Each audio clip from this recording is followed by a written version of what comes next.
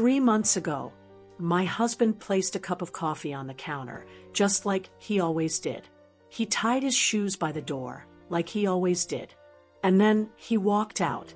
I didn't hear the door slam. I didn't hear his car pull away. I only found the note. 12 words. I need space. Don't call me. I'll be in touch. I stood there, holding the paper, waiting for something, anything, to make sense. But nothing did. The house felt different that morning. Quieter, like it already knew he wasn't coming back. Days passed, then weeks. The bed stayed cold. The air felt heavier. People in town asked questions. I had none of the answers. And just when I thought the silence might swallow me whole, Daniel's nephew showed up. Ethan. He needed a place to stay. And I said yes. And that one decision changed everything. My name is Emily. I'm 40 years old. For most of my life, I believed I understood the rules, the unspoken promises that held everything together.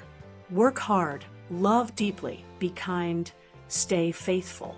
And if you did those things, life would return the favor. For years, I thought it had. I lived in a quiet town, the kind where neighbors waved from their porches, and the seasons changed slowly, as if time moved just a little softer here. My husband, Daniel, was steady, predictable, a man who folded his laundry just right, who never forgot to check the locks at night. A man I thought I knew as well as I knew myself. We had our routines, the same morning coffee, the same walks through town, the same inside jokes whispered under our breath at dinner parties.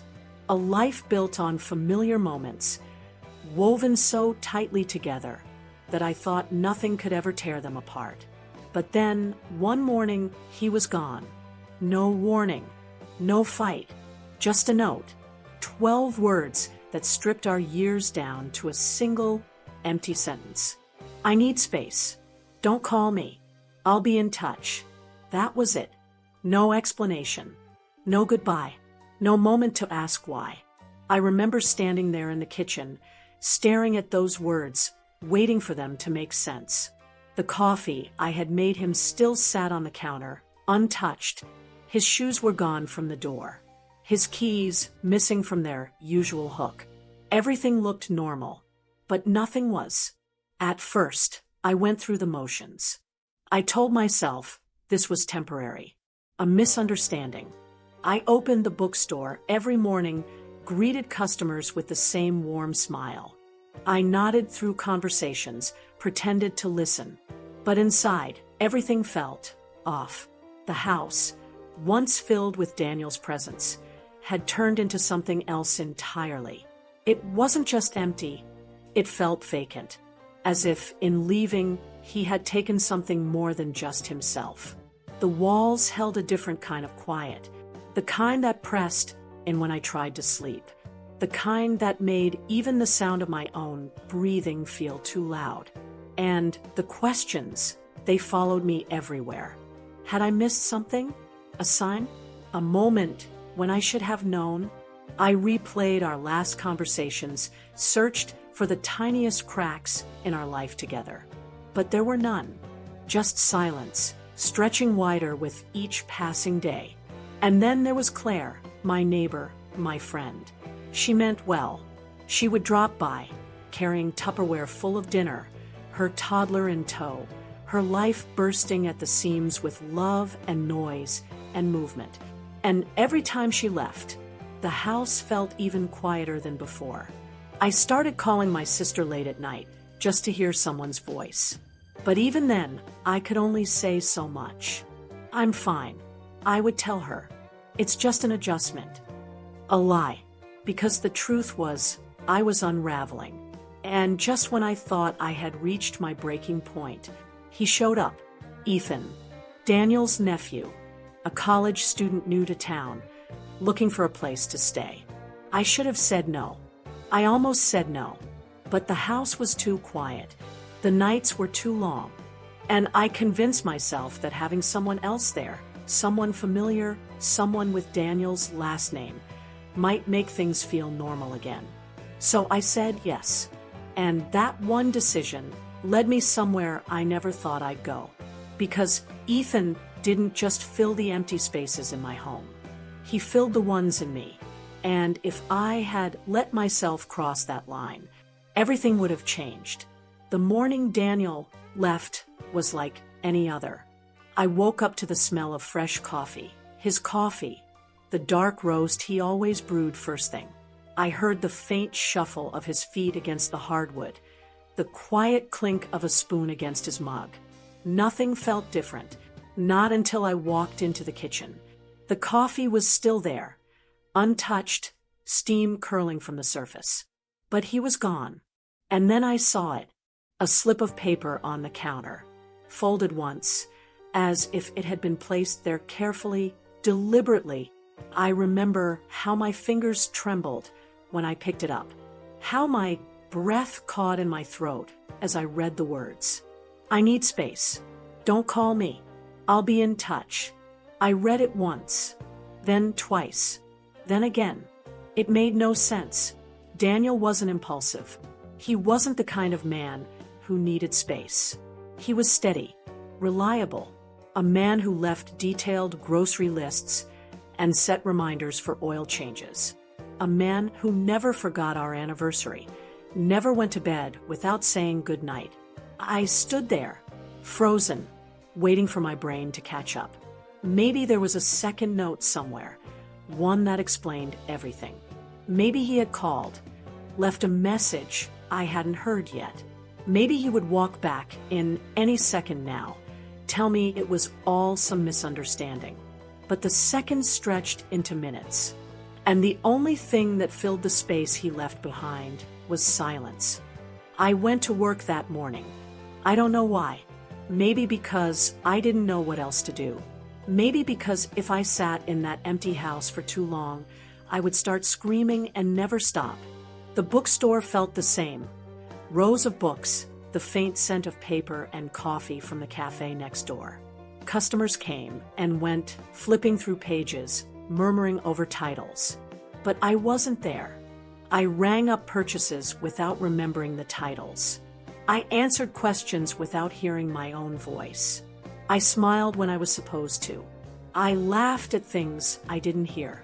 And every time the bell over the door jingled, my heart lurched, because some part of me, some foolish, desperate part, thought it would be him, that he would walk in, that he would look at me the way he always did, that he would have an explanation that made it all make sense. But the hours passed. The door opened and closed. And Daniel never came. The first few nights were the hardest. Lying in bed, staring at the ceiling, counting the cracks in the plaster. I thought about calling him. I almost did. My phone sat beside me, screen glowing in the dark, his number just a tap away. But every time I hovered over it, something stopped me. Maybe it was pride. Maybe it was fear. Maybe it was the realization that I had no idea what I would say. Where are you? Why did you leave? Was it me? Instead, I would turn the phone over, pressing it against my chest like a lifeline, waiting for a message that never came. I kept replaying our last conversation, searching for something, anything that could explain this. But there was nothing. No fight, no warning signs, just silence. And that silence, it was the loudest thing I had ever heard. I learned something about silence in those weeks after Daniel left. It isn't empty. It has weight. It fills rooms. It lingers in spaces that were once full of life, pressing against your skin, settling into the walls, into the furniture, into your bones. It follows you. And in my house, the silence had a voice. It was in the missing sounds, the absent hum of Daniel's morning shower, the quiet scrape of his chair at the breakfast table, the soft creak of the front door when he left for work. It was in the untouched side of the bed, the cold sheets that never warmed, the way I still reached for him in my sleep, only to find nothing but air. It was in the way I stopped talking out loud because there was no one left to listen. Claire's house was 2 doors down from mine. If you asked anyone in town, they would tell you Claire had the perfect life. A husband who still kissed her on the forehead before he left for work. A 2-year-old son who giggled every time she scooped him into her arms. A warm, bright home where the lights were always on, the windows always open, the scent of fresh bread and lavender spilling out onto the front porch. I used to love visiting Claire. Now, I could barely look at her house. I hated how much I noticed the details, the faint laughter spilling through the open windows, the glow of the television at night, the way her husband's car was always parked in the driveway, right next to hers. They had everything I had lost. And I told myself I wasn't jealous. I told myself I was happy for her. I told myself a lot of things. But every time I saw her kiss her husband goodbye in the mornings, I had to look away. One night, I picked up my phone. I don't remember deciding to call her. My hands just moved on their own. I pressed the number. It rang twice. Then voicemail.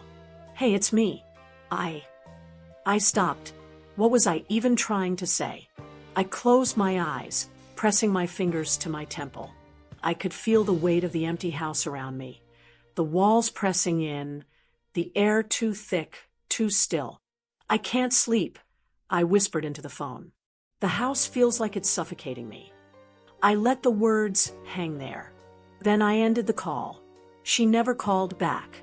I don't know if I would have made it through those weeks if it weren't for Ethan. He called one afternoon, his voice hesitant, uncertain. Aunt Emily?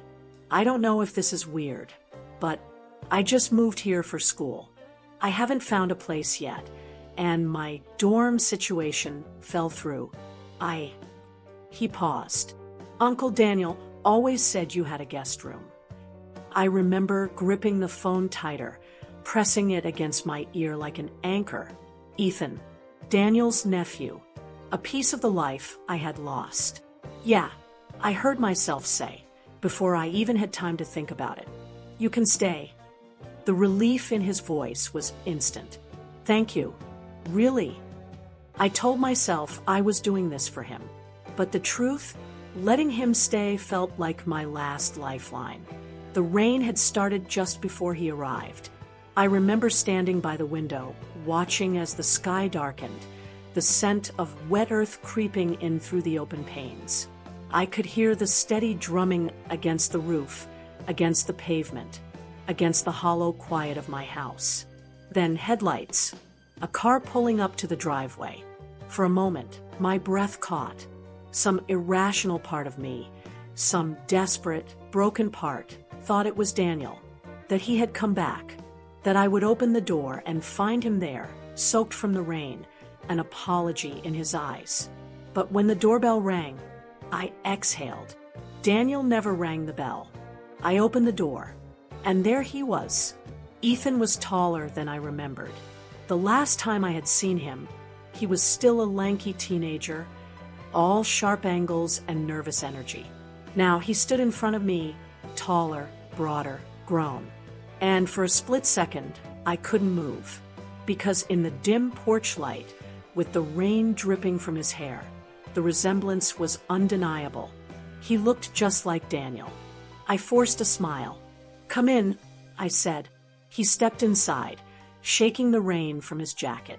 His suitcase dragged against the floor, the wheels leaving faint tracks of water in their wake. Thank you for letting me stay, he said.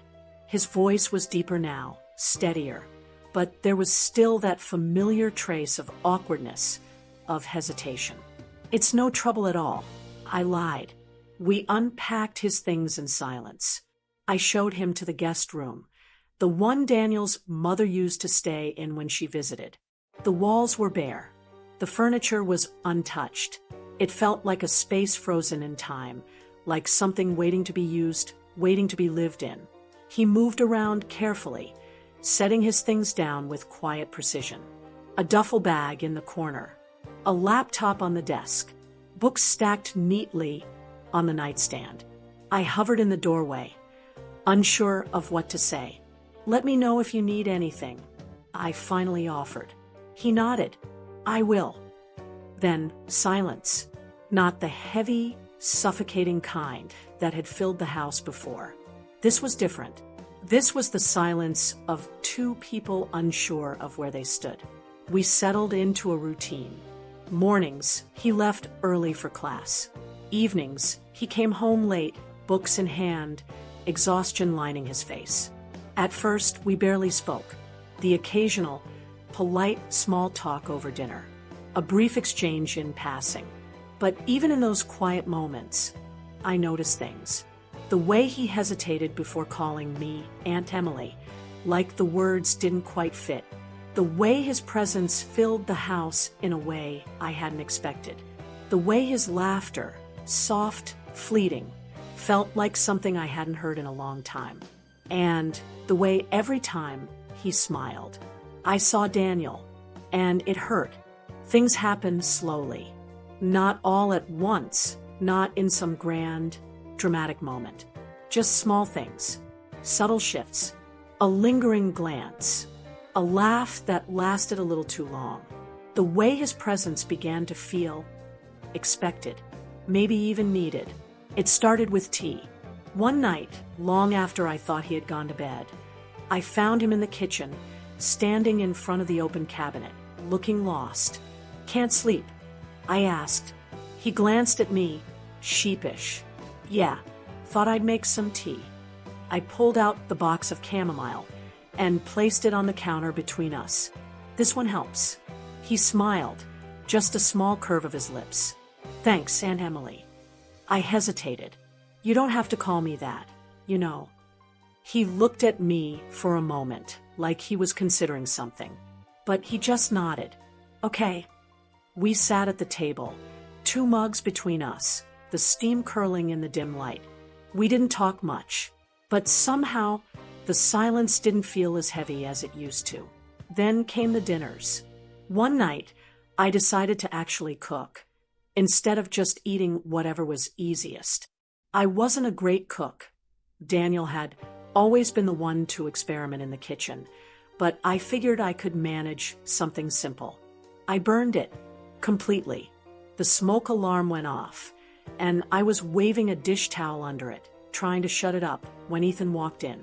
He stared at the scene, me, flushed and frustrated, the pan ruined, the kitchen smelling like defeat, before he burst out laughing. Real laughter. Deep, unrestrained, unguarded. It startled me. It startled him. But then I started laughing, too. We ended up ordering takeout, sitting cross-legged on the floor of the living room, eating straight from the containers. Okay, he said between bites. New rule, I cook next time. Deal, I said, still smiling. And for a little while, it felt normal. Claire noticed before I did. She had stopped by one afternoon, her son in tow, dropping off a few books she thought I'd like. Ethan was home, his backpack slung over one shoulder as he walked past us in the hallway. Hey, Claire, he said easily before heading upstairs. Claire watched him go. Then she turned back to me. Be careful, Emily. I blinked. What? She gave me a look, one I couldn't quite decipher. Just be careful. She didn't explain. She didn't need to. I laughed it off at first. But later that night, lying in bed, staring at the ceiling, I thought about what she meant. I told myself it was harmless, just companionship, just comfort, until it wasn't. It was a Friday night when it happened, the kind of night where everything feels too still, too heavy, as if the world itself is holding its breath. Ethan had just come home from class, the door clicking shut softly behind him. I was in the kitchen, cleaning up after another lonely dinner, when he entered, standing there in the doorway, watching me without saying anything. There was a moment where neither of us moved, neither of us spoke. Then, finally, he broke the silence. Emily, his voice was low, hesitant, almost too soft. You don't have to be alone. I froze. The words lingered in the air between us, thick and heavy. I could feel the weight of them settle on my shoulders, pressing down on me, making my heart race in a way I didn't know how to control. "What do you mean?" I asked, trying to keep my voice steady. He took a step closer. "I mean, you don't have to keep doing this by yourself. I'm here. I always have been." I could see it in his eyes then, the desperation, the longing, the silent plea that seemed to echo the one I felt deep inside me. I wanted to reach out. I wanted to let go of all the loneliness that had been building up inside me for months, to just take the step, make the choice. But something inside me stopped me. Something I couldn't name, something I couldn't ignore. I stepped back. "I can't," I whispered, barely audible, but it felt like the truth had just torn through me. He looked at me, a flicker of hurt flashing across his face, before he nodded.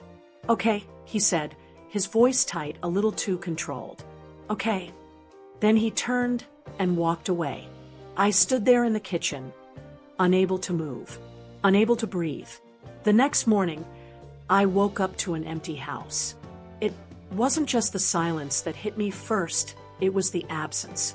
Ethan's things were gone. His books, his jacket, the mug he'd used to drink tea from. All of it gone. The house was once again empty.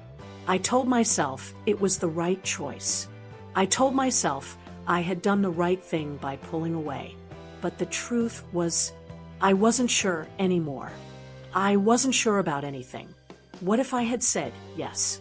What if I had let myself fall into that moment of weakness, into that fleeting connection that felt like it could fix everything? Would it have been worth it? Would it have filled the hole that Daniel left behind? Or would it have only left me with more regrets? Ethan was gone, and Daniel had never come back. And here I was, standing in the quiet aftermath, wondering how I could ever pick up the pieces of a life I didn't even recognize anymore. Ethan moved out. The house, once filled with the sound of footsteps and quiet conversations, fell silent again. Daniel never came back. It's funny how life works. You think you know where you're going, who you're meant to be with, and then one day, everything changes, and you're left standing in the aftermath, trying to piece together the fragments of a life you thought you understood. And here I am, still here, alone, figuring out who I am without them. It's strange, really. At first, the silence felt suffocating, a constant reminder of everything I had lost. But slowly, it became something else, something I could manage, something I could fill with the pieces of me that had gotten lost along the way.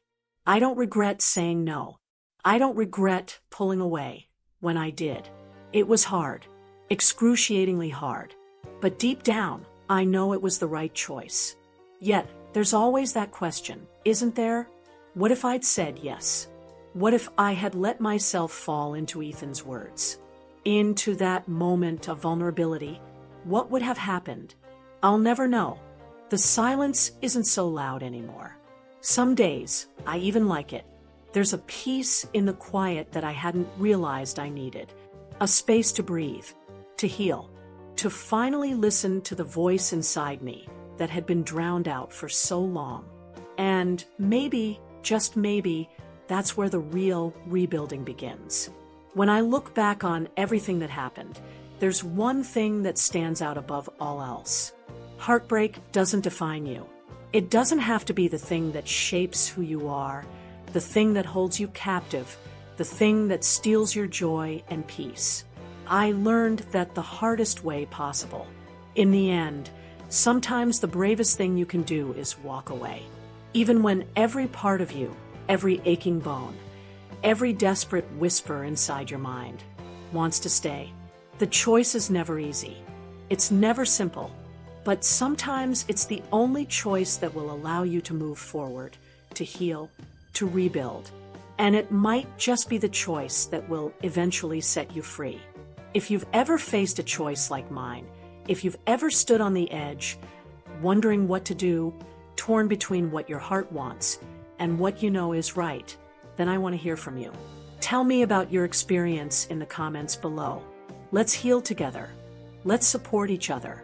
And if you're ready for more raw, real stories, stories of rebuilding, of starting over, of finding strength in the quietest of moments, subscribe.